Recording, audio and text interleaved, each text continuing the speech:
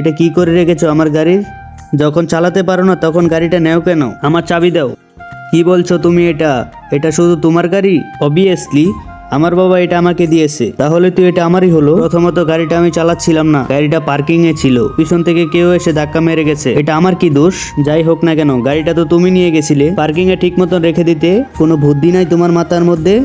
দাও চাবিটা, কাল থেকে বাসে করে চলে যাবে। এই তো ছবিটা এই দেওয়ালে লাগাই। আরে রাহুল, এটা কি করছো তুমি?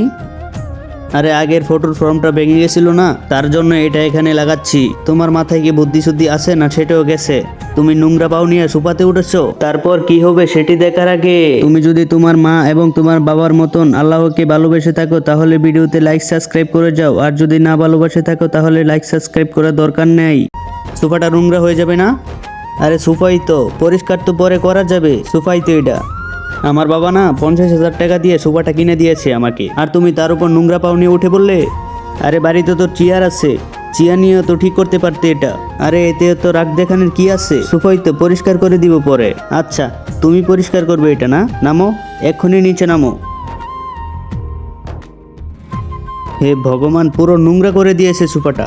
এই শোনো, ওখানে নেকড়া আছে, নিয়ে এসে পরিষ্কার করো। ততক্ষণ পর্যন্ত পরিষ্কার করবে এটা যতক্ষণ পর্যন্ত পরিষ্কার না হয়, বলে দিলাম। তো বন্ধুরা, নেক্সট পার্ট দেখতে চাইলে কমেন্ট বক্সে লারা দাও।